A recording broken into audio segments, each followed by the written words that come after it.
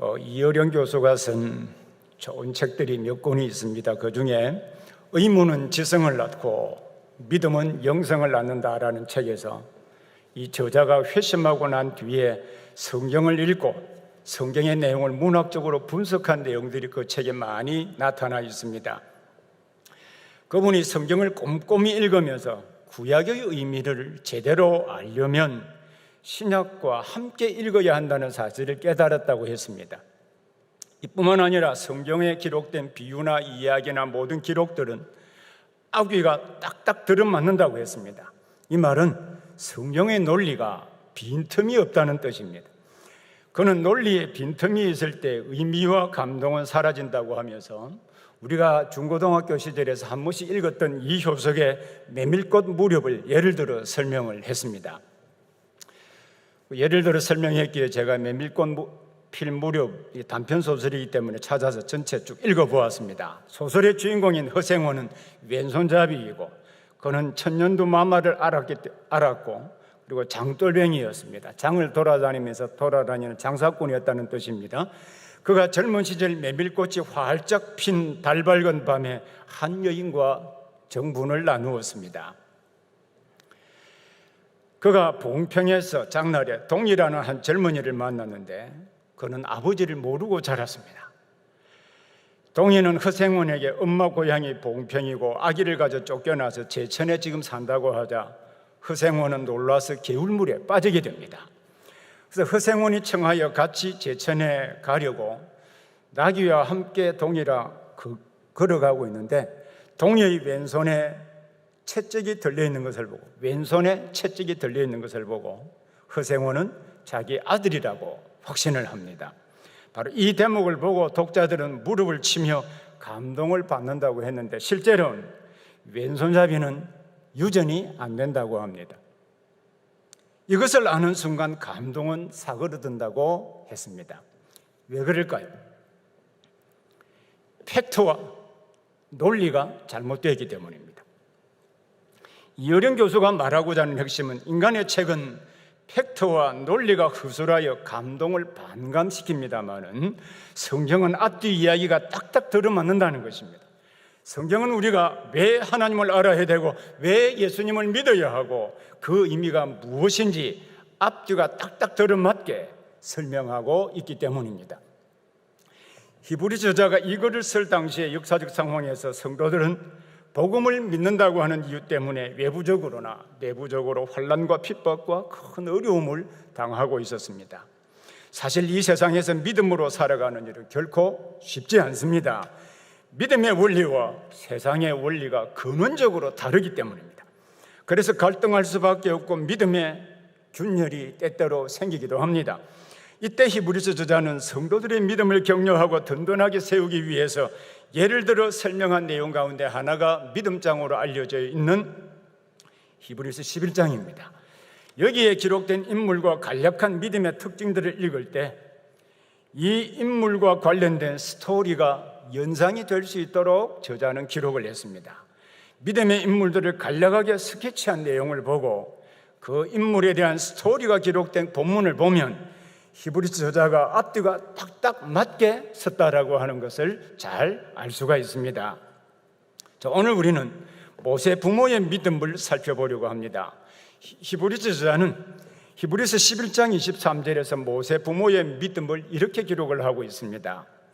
믿음으로 모세가 낳았을 때에 그 부모가 아름다운 아기임을 보고 석 달 동안 숨겨 왕의 명령을 무서워하지 아니하였으며. 히브리서 저자는 모세 부모의 믿음을 설명할 때 모세가 태어났을 당시의 상황과 관련하여서 왕의 명령을 무서워하지 아니했다고 설명하고 있습니다. 이 내용이 기록된 우리 출애굽기 1장 8절부터 2장 10절에 기록된 내용을 매우 간략하게 요약을 했습니다. 이 설교의 주제는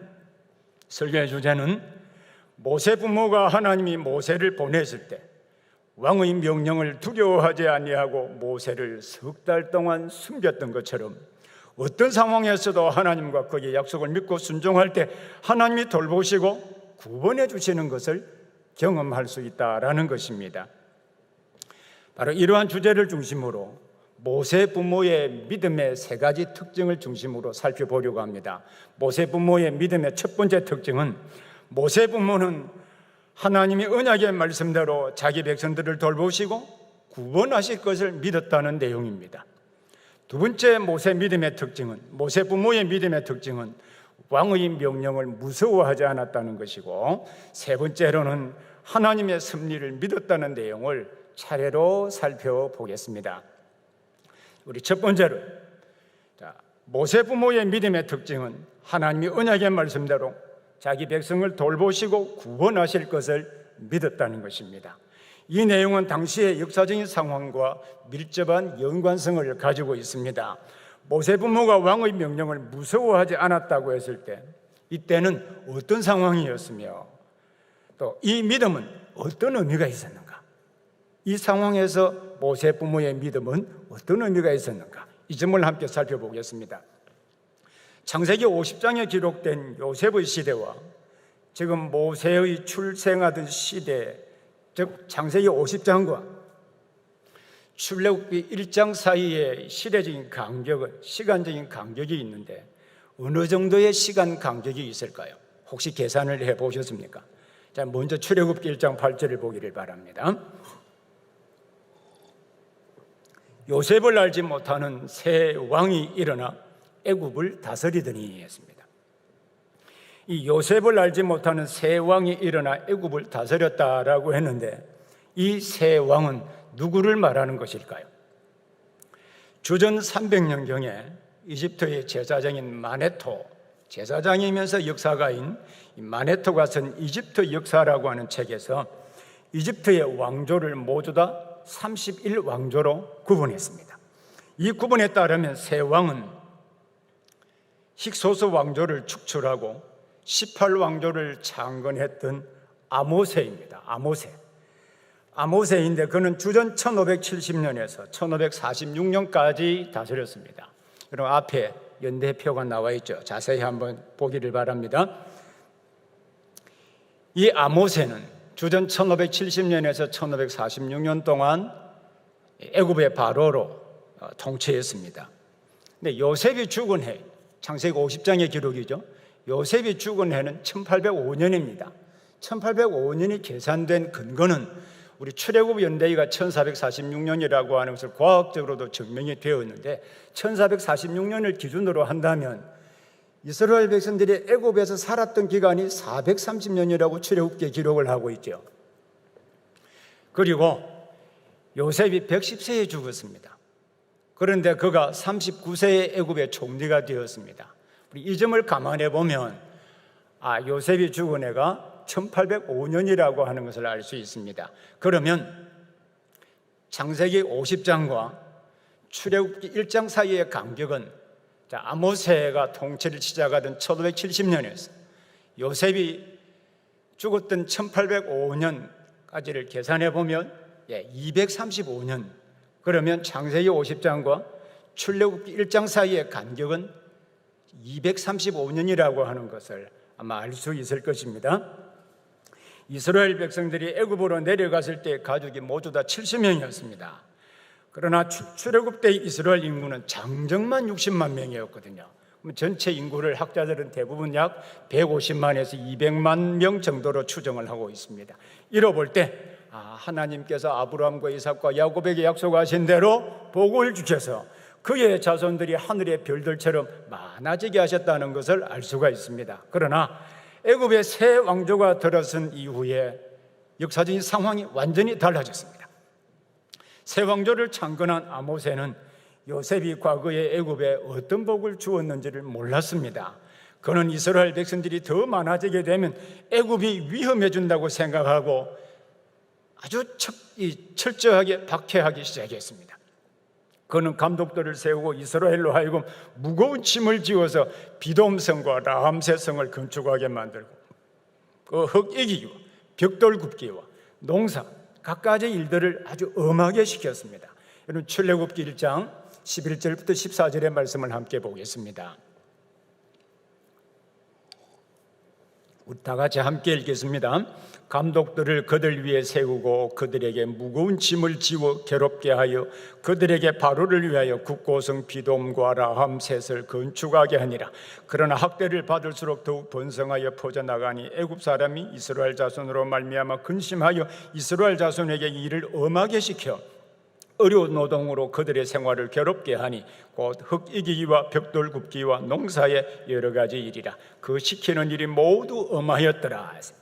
여러분, 바로뿐만 아니라 히브리 산파 이 바로는 이뿐만 아니라 히브리 산파 십보라와 부아를 불러서 이들에게 아들이면 이스라엘 가정에 아들이 태어나면 죽이고 딸이거든 살려두라고 명령했습니다. 하지만 이 십보라와 부아는 하나님을 두려워했기 때문에 애굽의 왕의 명령을 어기고 남자아이들을 살렸습니다. 그러자 왕은 애굽 백성에게 명하여서 애굽 전 자기 백성에게 명하여서 이스라엘 가정에 아들이 태어나면 나일강에 던지라고 했습니다. 출애굽 1장 22절을 또 함께 보겠습니다. 우리 함께 읽겠습니다. 그러므로 바로가 그의 모든 백성에게 명령하여 이르되 아들이 태어나거든 너희는 그를 나일강에 던지고 딸이거든 살려두라 하였더라. 자, 그러면 이스라엘 백성들은 애굽 땅에서 얼마의 기간 동안 고난을 당했을까요? 그것은 새 왕조인 18왕조를 창건한 아모스의 시대인 1570년부터입니다. 모세가 이스라엘을 구원하기 위해서 보냄을 받았을 때의 나이가 80세이거든요. 모세가 80세 때 구원하기 위해서 애굽으로 보냄을 받았는데 출애굽 연대는 1446년이라고 했죠. 그러면 모세가 출생한 연대는 몇 년일까요? 1524년입니다. 1524년입니다. 그러면 아모스가 통치하는 1570년부터 출애굽한 1446년까지 124년 동안 이스라엘 백성들이 애굽에서 갖가지 고난을 당했다라고 하는 것을 우리가 알 수가 있습니다. 자, 우리가 중점적으로 살펴보고 있는 히브리서 11장 23절에 보면 믿음으로 모세가 낳았을 때 그 부모가 아름다운 아이임을 보고 석 달 동안 숨겨 왕의 명령을 무서워하지 아니하였다라고 했습니다. 여러분, 모세의 부모 이름 기억하십니까? 성경 퀴즈 대회를 한번 해보면 어떨까요? 민수기 26장 59절을 한번 보시죠. 민수기 26장 59절을 함께 읽겠습니다. 아므람의 처의 이름은 요게벳이니 레위의 딸이요 애굽에서 레위에게서 난 자라. 그가 아므람에게서 아론과 모세와 그의 누이 미리암을 낳았고.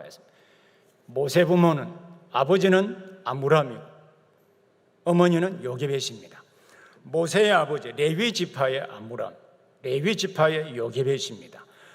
모세의 부모인 아므람과 요게벳은 모세가 태어났을 때 그 부모가 아름다운 아이임을 보고 석 달 동안 숨겼다고 했습니다. 모세 부모의 믿음은 그의 모든 백성에게 이스라엘의 사내 아이는 전부 죽이라고 하는 왕의 명령이 있었음에도 불구하고 석 달 동안 숨기는 것으로 나타났습니다. 당시에 왕의 명령을 어기는 일은 매우 목숨을 걸 정도로 위험한 일이었습니다. 그런데도 이들은 모세를 석 달이나 숨겼습니다. 여기서 우리는 이 본문을 잘못 이해하는 일이 없도록 주의를 기울일 필요가 있습니다. 우리는 출애굽 당시에 장정만 60만 명이나 되는 이스라엘 백성들 가운데 당시에 모세가 출생할 당시에 태어난 사내 아이가 모세만 있었다고 상상할 수는 없겠지요. 당시에 바로의 명령에 따라 죽었던 다른 아이들의 부모는 그 부모는 믿음이 없어서 사내 아이를 낳으면 죽는 자리에 내어 주었을까요? 이들은 하나님의 약속의 자녀들이 아니라고 말할 수 있겠습니까? 그들은 믿음이 없었고 유독 모세 부모만 믿음이 있었다고 여러분 생각할 수 있을까요? 그리고 이때 하나님께서 아기 모세를 돌보셨으니 하나님께서 나의 자녀도 돌보실 것이라는 이런 방식의 적용이 여러분 옳다고 생각을 하십니까? 이런 식의 적용은 독특한 상황에서 모세에게 적용된 것을 모든 시대 모든 사람에게 적용하는 것이 되고 맙니다. 그러면 자연적으로 그 당시에 바로의 칼날을 피하여서 믿음을 가지고 있었음에도 불구하고 힘이 없어서 자기 사내 아이를 내어줄 수밖에 없었던 그 부모의 믿음은 아무런 의미가 없어지게 되는 것입니다. 우리는 왜 우리의 자녀들이 그 시대 바로의 핍박을 피하지 못한 다른 히브리 아이들과 동일시하지 않고 유독 모세와만 동일시하고 있는 것입니까? 그것은 성경의 인물을 아주 이 역사적이고 신학적인 독특성을 무시, 모세와만 동일시하고 있기 때문입니다. 그러면 모세는 어떤 역사적이고 신학적인 독특성을 가지고 있을까요? 출애굽기 2장 1절부터 2절에 보면, 출애굽기 2장 1절 2절에 보면 레위 가족 중 한 사람이 가서 레위 여자에게 장가들어 그 여자가 임신하여 아들을 낳으니 그가 잘생긴 것을 보고 석 달 동안 그를 숨겼다라고 했습니다. 근데 히브리서 11장 23절에서는 이 말씀을 동일하게 인용하면서 모세 부모는 그 부모가 아름다운 아이임을 보고 석 달 동안 숨겼다라고 기록을 하고 있습니다. 모세의 부모는 모세가 태어났을 때 왕의 명령이 있었음에도 불구하고 석 달 동안 숨겼습니다. 그 이유 가운데 하나가 아름다운 아이임을 보고라고 했습니다. 출애굽기 2장 2절에서는 그가 잘생긴 것을 보고라고 했습니다. 이게 잘생겼다라고 하는 히브리어 단어가 토브입니다. 토브이라는 단어인데 좋다, 선하다, 사랑스럽다라는 뜻을 가지고 있습니다. 그런데 세상의 부모 가운데 어떤 부모가 자기 아이가 잘생기고 아름답다고 생각하지 않겠습니까? 사실 자기 아이가 세상에서 제일 아름답고 제일 사랑스럽고 제일 좋다고 생각하지요. 그리고 당시 바로의 핍박을 피하지 못해 죽는 자리에 내줄 수밖에 없었던 부모들 역시 여러분 그 자녀가 사랑스럽지 않았을까요? 모세 부모가 석 달 동안 숨긴 것은 아이가 아름답거나 사랑스러워서가만 아니라 다른 이유가 있었기 때문이라는 것을 알아야 합니다. 이를 이해하는 일에 결정적으로 중요한 부분은 바로 사도행전에서 스데반의 설교 가운데 있습니다. 여러분 사도행전 7장 18절에서 20절 말씀을 함께 보겠습니다. 자, 사도행전 7장 18절부터 20절입니다. 우리 함께 같이 읽겠습니다. 요셉을 알지 못하는 새 임금이 애굽 왕위에 오르매 그가 우리 족속에게 교활한 방법을 써서 조상들을 괴롭게 하여 그 어린아이를 내버려 살지 못하게 하려 할세 그때에 모세가 낳는데 하나님 보시기에 아름다운지라 그의 아버지의 집에서 석 달 동안 길리더니 어떤 차이점이 있는지 발견하셨습니까? 사도행전 7장 20절에 보면 하나님 보시기에 아름다운지라, 하나님 보시기에, 원문을 그대로 옮기면 하나님께 의미가 있고 아름다운 아이였다라는 뜻입니다. 신약 성경은 구약 성경 본문의 의미를 해석한 것이라고 할 수 있습니다. 이것은 신적이고 초자의적인 요소가 그 모세의 출생과 함께 나타났다는 의미입니다. 그래서 모세 부모인 아므람과 요게벳이 태어난 아기인 모세가 하나님이 자기 백성을 구원할 자로 세우셨다고 하는 것을 믿었다는 뜻입니다.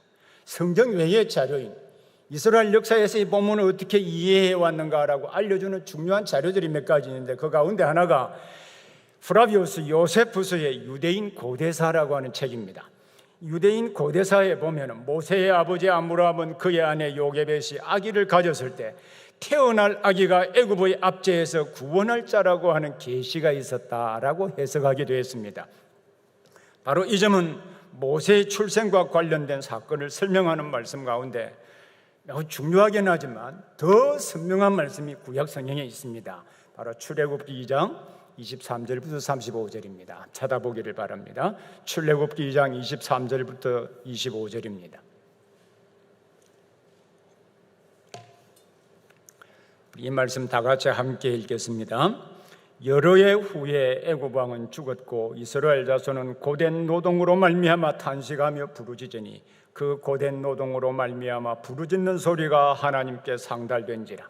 하나님이 그들의 고통 소리를 들으시고 하나님이 아브라함과 이삭과 야곱에게 세운 그의 언약을 기억하사 하나님이 이스라엘 자손을 돌보셨고 하나님이 그들을 기억하셨더라. 이 말씀은 여러분 줄을 그어놓고 계속 반복해서 읽어보기를 바랍니다. 출애굽기 1장부터 2장 22절까지는 내러티브, 스토리텔링 방식으로 사건을 기술을 했습니다. 3장 1절에 모세를 부르신 이야기도 이 스토리텔링 방식으로, 이야기 형식으로 기술을 했습니다. 이야기를 쭉 끌어갈 때 그 이야기의 의미를 설명해주는 해설자가 등장하게 되겠죠. 그것을 내레이터라고 합니다. 지금 23절부터 25절의 말씀은 전지적 시점을 가진 3인칭 화자인 내레이터가 출애굽기 2장 1절부터 22절의 모세의 출생과 모세가 미디안으로 도망가는 사건, 그리고 3장의 모세를 부르시는 사건과 연결하여서 이 사건의 의미를 내레이터가 해설하고 있는 부분입니다. 하나님이 모세를 세우신 것은 이스라엘 백성들이 고난 가운데 부르짖는 소리를 들으시고 아브라함과 이삭과 야곱에게 세운 언약을 기억하고 하나님이 이스라엘을 돌보시기 위함이라는 것입니다. 모세 부모는 하나님이 모세를 통하여 조상들과 맺은 언약을 성취하기 위하여 이스라엘을 구원하시는 자로 세우셨다는 것을 믿었기 때문에 석 달 동안 숨겼다는 뜻입니다. 그는 하나님이 반드시 아브라함과 이삭과 야곱에게 하신 약속을 이루시기 위해 하나님은 자기 백성을 돌보시고 구원하실 것을 믿었습니다. 이것이 모세 부모의 믿음의 첫 번째 특징입니다. 이 믿음은 오늘 우리에게도 매우 중요합니다. 하나님은 모세를 통하여 이스라엘을 애굽에서 구원하시고 바로 구원받은 이 백성들을 통하여 주 예수 그리스도를 보내주셨기 때문입니다. 누구든지 그리스도를 믿는 자들은 모세를 통하여 하나님께서 자기 백성을 돌보셨듯이 오늘날 주 예수 그리스도를 통하여서 하나님이 우리를 돌보시고 구원해 주실 것을 믿기 때문입니다. 자, 두 번째로 모세 부모의 믿음의 특징은 임금의 명령을 무서워하지 않았다는 것입니다. 이 특징은 첫 번째 특징인 하나님이 자기 백성을 돌보시고 구원하실 것을 믿은 결과로 나타나는 것입니다만은 모세가 태어났을 때 석 달이나 숨길 수 있었던 것은 왕의 명령을 무서워하지 않았기 때문입니다. 그러면 무엇을 무서워했을까요? 하나님의 명령을 무서워했다는 것입니다. 당시 왕의 명령은 애굽 백성들에게 이스라엘 집에 사내아이가 태어나면 나일강에 던져서 죽이라는 것이었습니다. 모세의 부모는 이 상황에서 왕의 명령을 무서워하지 아니하고 석 달이나 숨겼습니다. 그것은 모세의 부모는 왕의 명령보다 더 높은 삶의 원리가 그들을 지배하고 있었기 때문입니다. 그것은 하나님께서 모세를 통하여 자기 백성을 구원하신다고 하는 것을 믿었기 때문입니다. 그래서 그들은 하나님의 뜻을 이루기 위하여 왕의 명령보다 하나님의 뜻에 순종할 수 있었습니다. 그들의 삶은 이제 하나님께서 모세를 세우셔서 애굽에서 구원해 내실 것이라고 하는 이 약속의 말씀이 삶의 중심 원리로 작동하고 있었기 때문입니다. 바로 이 점이 애굽의 바로를 무서워하지 아니하고 모세 부모가 모세를 석 달 동안 숨길 수 있었던 가장 중요한 이유입니다. 우리가 성경에 보면 위에 있는 권세들에게 굴복하라고 기록을 하고 있습니다. 하지만 우리는 아무리 우리 위에 있는 권세라고 할지라도 하나님의 법과 반대되는 명령이라고 한다면 순종할 수도 없고 또한 순종해서도 안 됩니다. 하나님의 법과 세상의 법이 서로 갈등을 일으키며 서로 충돌을 하게 될 때 우리는 당연히 하나님의 법을 따라야 합니다. 이것은 우리 신자의 믿음 생활의 기본 가운데 기본입니다. 우리는 이러한 예들을 성경에서 많이 발견할 수 있습니다. 동일한 출애굽기 문맥에서 애굽 왕의 히브리 산파 이 십보라와 부하에게 아들이면 죽이고 딸이면 살려두라고 명령했습니다. 그러나 이들은 하나님을 두려워하여 애굽 왕의 명령을 어기고 남자아기를 살려두었습니다. 그것은 하나님을 더 두려워하였기 때문입니다. 신약 성경의 사도 베드로와 요한이 복음을 전파한다는 이유로 관리들과 장로들과 서기관들에게 붙잡혀서 신문을 받았습니다. 그때 이 관리들과 장로들과 바리새인들, 서기관들은 예수의 이름을 말하지도 말고 가르치지도 말라라고 사도행전 4장 18절에서 말했습니다. 이때 사도들은 담대하게 우리가 잘 알고 있는 말씀입니다만 이렇게 말했습니다. 사도행전 4장 19절에요.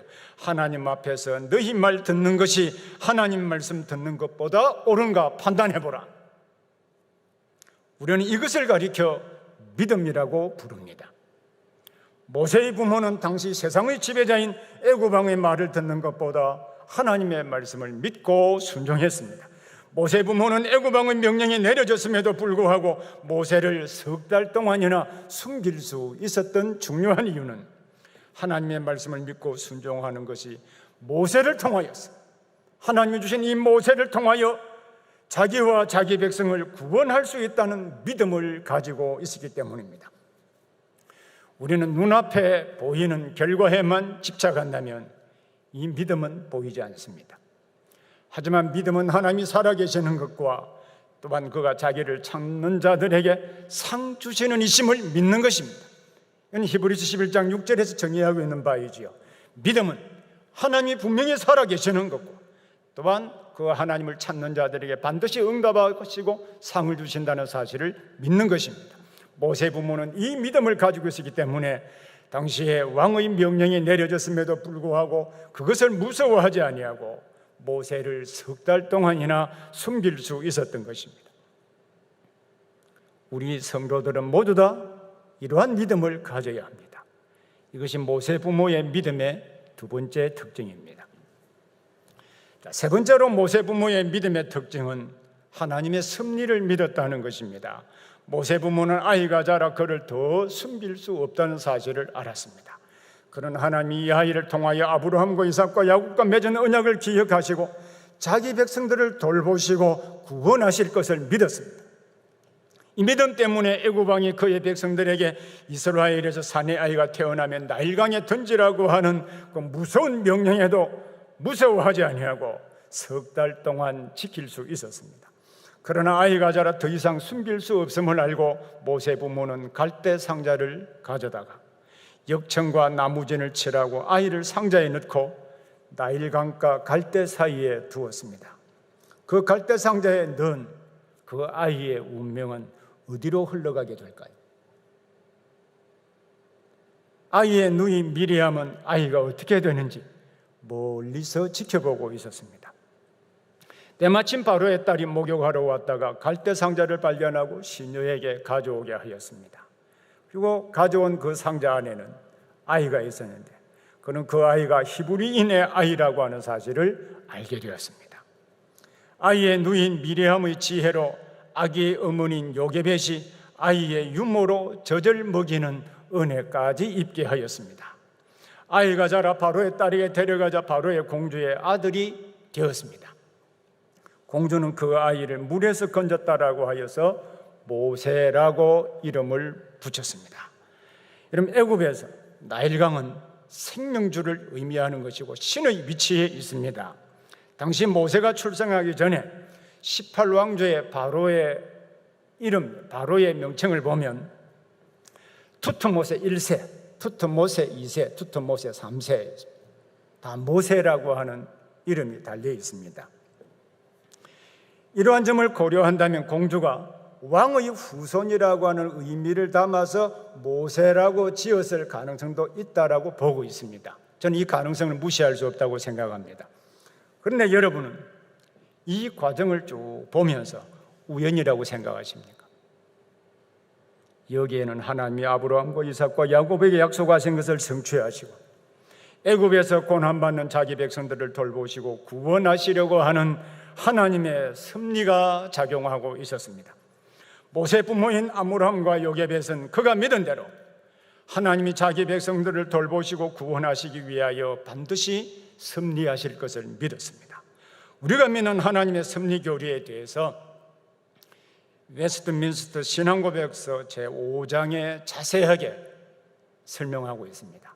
집에 가서 자세히 한번 읽어보기를 바랍니다. 그 가운데 5장 제2항에 모세 부모가 갈대 상자에 아기를 담아서 나일강에 흘려보내고 바로의 공주가 발견하여 아기를 키우는 일에 대하여서 아주 의미 있는 설명을 하고 있습니다. 자, 웨스트민스터 신앙고백서 제5장 2항을 한번 보겠습니다. 우리 앞에 자막이 있으니까 같이 함께 읽어보겠습니다.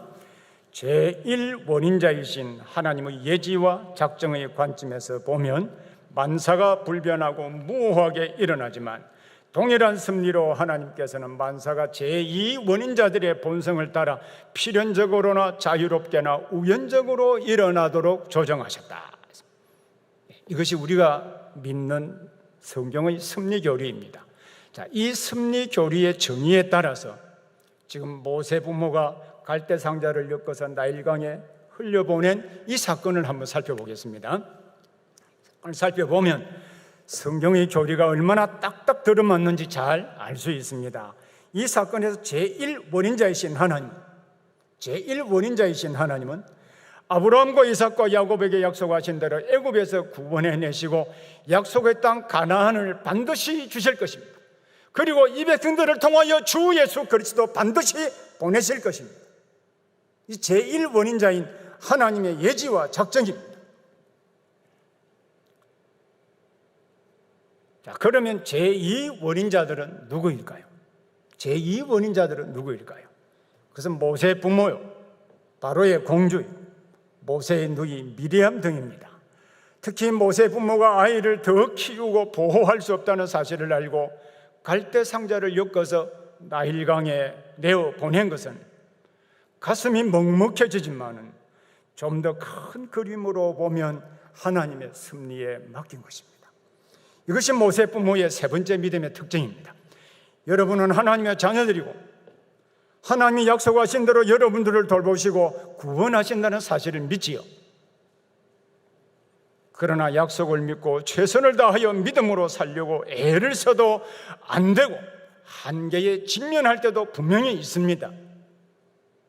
아무리 믿음이 좋은 사람이라 할지라도 한계에 직면하지 않는 사람은 아무도 없습니다. 그때 우리가 어떻게 하면 될까요? 그때 하나님의 섭리를 믿고 모세 부모가 갈대상자를 엮어서 아기를 나일강에 띄어 보내었듯이 하나님의 섭리를 믿고 기다려 보아야 합니다. 믿지 않는 사람은 운명에 맡긴다라고 말합니다만 우리는 사람의 모든 운명을 하나님이 섭리하신다고 믿기 때문에 하나님의 섭리의 강에 뛰어보내는 것입니다. 이 일을 겪어보면 결코 쉬운 일은 아닙니다만 모세를 공주의 손에 키우게 하시고 애굽의 궁중에서 최고의 학문을 연마하게 하시고 이스라엘을 구원할 자로 세우셨듯이 하나님이 우리도 섭리해 주시는 것을 보게 될 것입니다. 그러므로 모세 부모가 모세의 누이 미리암을 보내어 지켜보았듯이 매우 답답하기도 하지만 늘 하던 대로 섭리의 목표를 기억하고 기도하며 기다려야 됩니다. 섭리의 목표가 무엇일까요? 하나님의 섭리의 목표가 무엇일까요? 우리가 잘 아는 로마서 8장 28절에 하나님의 섭리의 목표에 대해서 가장 잘 설명을 하고 있습니다. 자, 이 말씀을 함께 보도록 하겠습니다. 다 같이 읽겠습니다. 우리가 알거니와 하나님을 사랑하는 자 곧 그의 뜻대로 부르심을 입은 자들에게는 모든 것이 합력하여 선을 이루느니라. 우리가 알거니와, 우리는 I know that 이하입니다. 우리는 이 사실을 압니다. 어떤 사실을 알고 있을까요? 하나님을 사랑하는 자, 우리 하나님을 사랑한다고 할 때 주체는 우리이지요. 그리고 하나님이 그의 뜻대로 부르심을 입은 자들은 주체가 하나님이십니다. 그래서 이 두 개는 동격입니다. 하나님이 그의 선택하시고 뜻대로 부르심을 받은 자들은 동시에 하나님을 사랑하는 자이거든요. 이들에게는 모든 것을 합력하여 선을 이루신다라고 했습니다. 이게 모든 일은 좋은 일만이 아니라 우리를 어렵게 만들고 고통스럽게 하는 모든 일들을 다 포함하고 있습니다. 그러면 여러분 하나님 사랑하시지요? 하나님의 뜻대로 부르심을 입은 자들이라고 확신하시지요?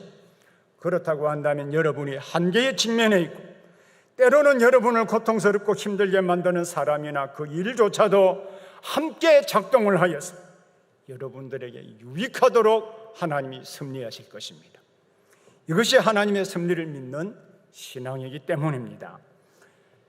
자, 오늘 우리는 히브리서 11장 23절과 이 말씀이 원래 있었던 사건이 기록된 출애굽기 1장 8절부터 2장 10절에 기록된 사건을 통하여서 모세 부모의 믿음 세 가지 특징을 함께 살펴보았습니다. 첫 번째로 모세 부모는 하나님이 아브라함과 이삭과 야곱과 언약을 맺으시고 그 말씀하신 대로 자기 백성들을 돌보시고 구원하실 것을 믿었습니다. 이 일을 통하여 오늘날도 하나님이 이스라엘 백성들을 구원하시고 그들을 모세를 통하여서 돌보시고 구원해 주셨듯이 그 백성들을 통하여 보내신 그리스도 안에서 구원해 주신 우리도 돌보시고 구원해 주신다는 사실을 믿어야 합니다. 두 번째로는 하나님이 돌보시고 구원하신다는 사실을 믿었기에 모세 부모는 왕의 명령을 무서워하지 아니하고 석 달 동안이나 아기를 키웠습니다. 이를 통하여서 우리는 하나님의 명령과 반대되는 명령이 있다 할지라도 하나님의 명령을 쫓아야 한다는 사실도 알게 되었습니다. 세 번째로는 모세 부모는 하나님의 섭리를 믿었습니다. 때로 우리가 할 수 없는 그 한계 상황에 부딪힐 때 하나님의 섭리가 하나님을 사랑하는 자, 곧 그의 뜻대로 부르심을 입은 자들에게 모든 것을 합력하여 선을 이루신다는 것을 믿고 맡겨야 함을 알게 되었습니다. 히브리서 저자가 이 말씀을 기록할 당시에 성도들은 핍박이 예상되고 여러 가지 고통스럽고 어려운 일들 때문에 믿음의 갈등을 일으키면서 그들 중에 일부는 교회를 떠나가는 일들도 있었습니다. 이러한 상황에서 저자는 모세 부모인 아므람과 요게벳의 믿음을 통하여서 여러분은 아므람과 요게벳이 가졌던 이 믿음을 그리스도 안에서 가지고 있습니다. 그래서 능히 이 모든 상황을 이겨낼 수 있습니다 라고 이 본문을 통하여 증거하고 있는 것입니다. 히브리서 저자가 이 편지를 기록할 당시 성도들은 모세 부모의 믿음을 들었을 때 좀 힘을 내지 않았을까요? 그러므로 사랑하는 성도 여러분, 모세의 부모인 아므람이나 요게벳처럼 어려운 시험이 우리에게 닥친다 할지라도 하나님께서 약속하신 것을 신실하게 이루시기 위하여서 그리스도 안에서 여러분들을 돌보시고 어려운 상황에 처해 있다 할지라도 구원해 주신다는 사실을 믿으십시오. 상황 자체만을 보지 말고 모든 상황을 섭리하시는 하나님을 바라보기를 바랍니다. 그러면 하나님을 믿는 우리의 믿음이 결코 헛되지 않았다라고 하는 것을 반드시 우리의 삶 가운데 증명해 주실 것입니다. 때로 모세 부모가 모세를 갈대 상자에 넣어서 나일강 물에 뛰어 보내었듯이 여러분들의 문제를 이 섭리의 강에, 섭리의 강물에 흘려 보내기를 바랍니다. 그러면 모세를 섭리하여 모세 부모의 믿음대로 이스라엘을 구원해 내었던 것처럼 여러분들도 하나님이 섭리하여 모든 것을 합력하여 선으로 바꾸시는 하나님의 은혜롭고 놀라운 섭리 역사를 반드시 경험하게 될 것입니다. 이것이 하나님의 섭리를 믿는 신앙이기 때문입니다. 한번 기도하겠습니다.